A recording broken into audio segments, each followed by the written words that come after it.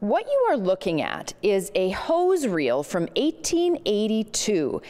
Back at that time, horses were part of the Winnipeg Fire Department, and when it wasn't appropriate for the horses to get so close to a fire, the firefighters would hook themselves up to this apparatus and pull the hose close to the fire.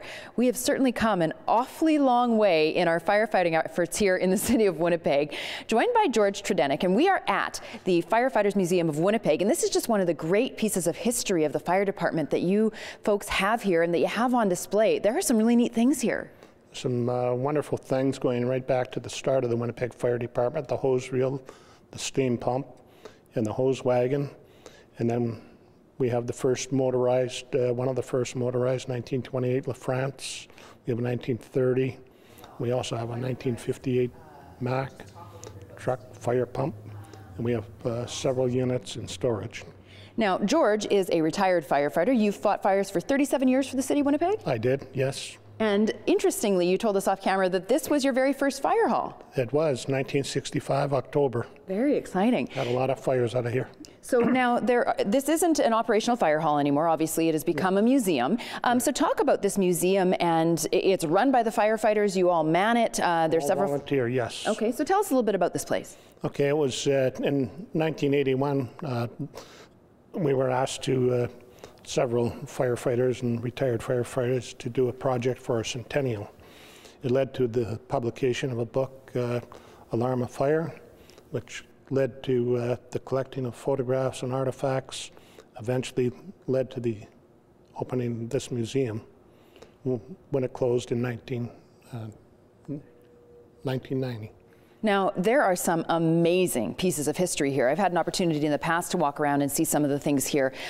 It's fantastic. I mean, you could literally spend hours. You've got everything from photographs to, old pieces of equipment, not just the trucks, but smaller pieces of equipment that the firefighters would have used, things that were rescued from fires. You name it, this stuff is all here. Where did you get it all? Well, a lot of firefighters were collectors, retired firefighters, and when we got our museum, a lot of firefighters turned their collections over to us. We tracked down certain pieces of apparatus throughout Manitoba. The 28 and 30 LaFrance were found in St. Lazare. We purchased them, and now they're back home. All right, well, people can actually come down here. Now, it's not open all the time. The museum isn't open all the time. Can you give us an idea of when people can come down or how they can make arrangements to come down and have a tour of the museum? Well, we're open every Sunday. Okay.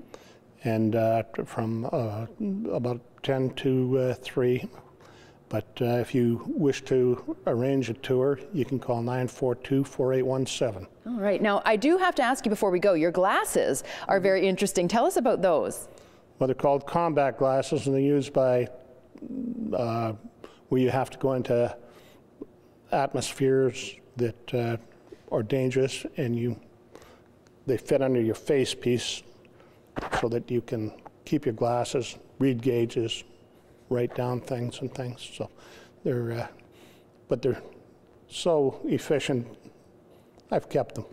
Excellent. Well, they look fantastic. George, thank you so much for this. Again, folks, information is on the bottom of your screen if you'd like to come down here to the Firefighters Museum of Winnipeg. They'd be happy to have you, and definitely it's a great way to get a look back at some of Winnipeg's history.